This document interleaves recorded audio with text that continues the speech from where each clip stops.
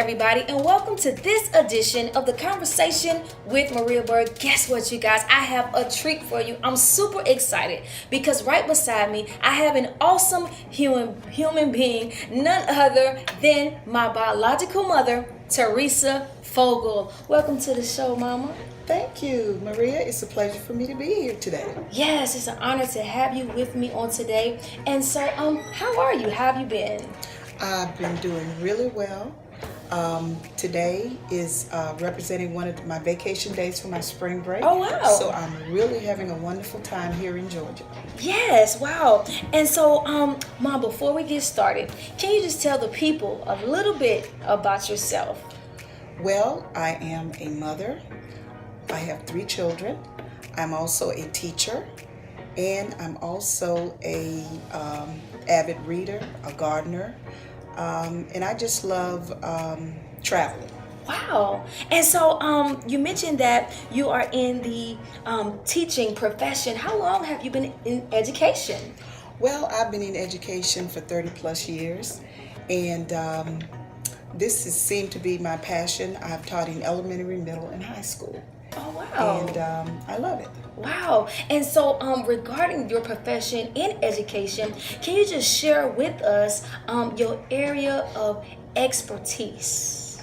Well, my area of expertise is English language arts. I've also taught a lot of the other areas. In elementary school. I taught all of the subjects, wow. In middle school, it's English language arts, and that's what I think my true calling is. Wow. And so, regarding that passion that you have for teaching, can you just share with us when you first realized that that was your passion? Well, I can remember as a very young child. I'm from a relatively large family. Oh, wow. How large is your family? Well, I have 14 members, and really 13. I'm the 14th, and I'm the 5th child. Wow, 14 brothers and sisters. 14. Wow, that's incredible. Yes, and I can recall as a very young child wanting to be a teacher. I can recall putting chairs out in the yard and asking my brothers and sisters to come and sit, and for those who sat for a longer period of time, those would be the ones I would be teaching. And at that time I was very young as they were, but I tried to teach them as best I could. Also, I'm from a family of educators. My father was a teacher, my uncle, my aunts, so I came up with a love for teaching.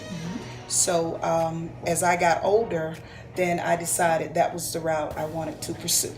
Wow. And so, regarding, your life's journey, when you take a look back, what type of child would you say you were? Well, I'll say that I was a very adventurous child.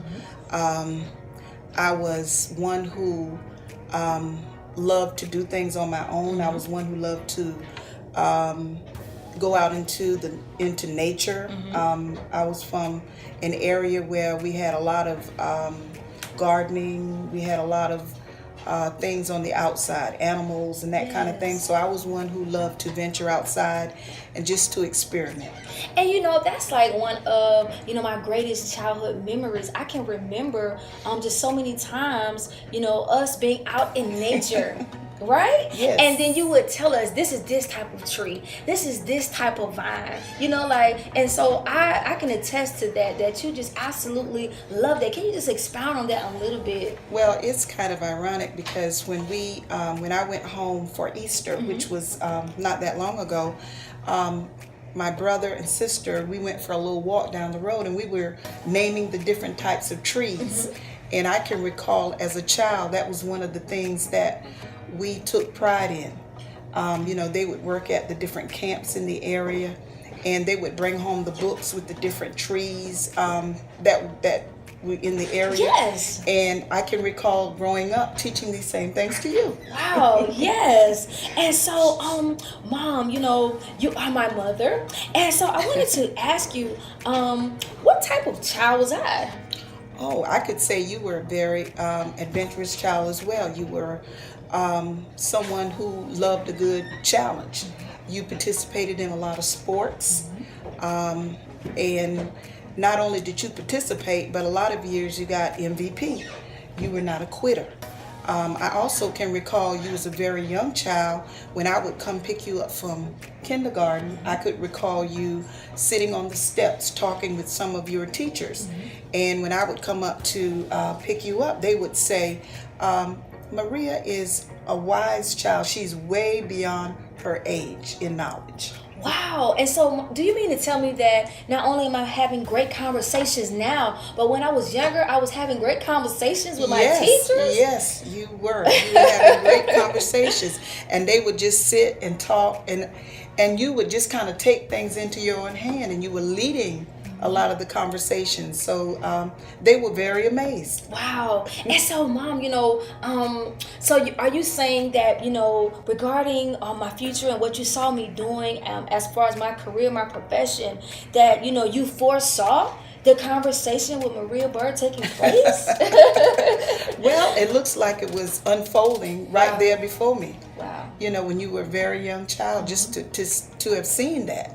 And I also can recall when you would put on performances for me, and I would videotape, and you would say, Mom, come around, and we would videotape, and we would, look back and view them, and you'd put your heart and soul into your performances because you were a singer.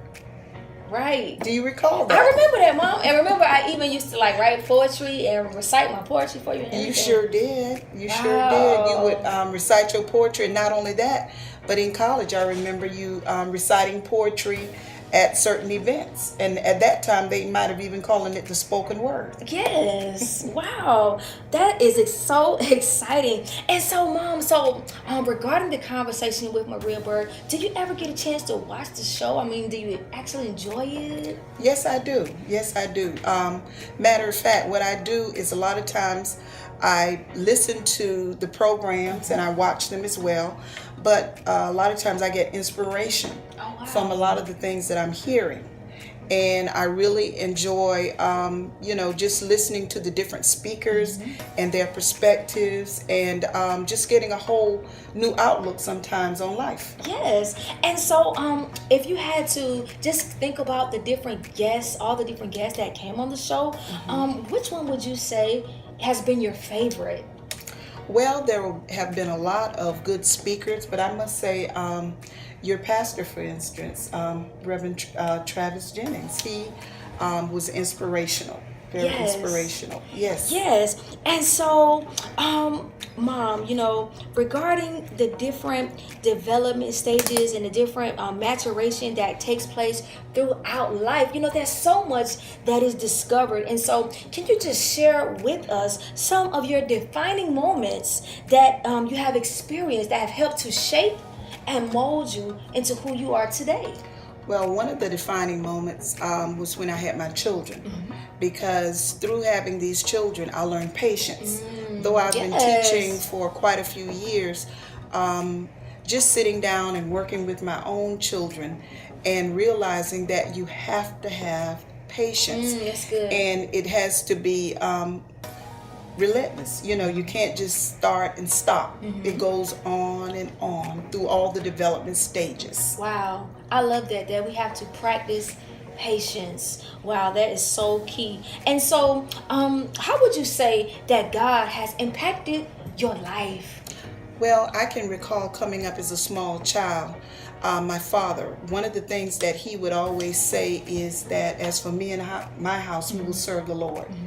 And I grew up in an area where it was customary, or that we knew that we were all going to church and we were going to participate.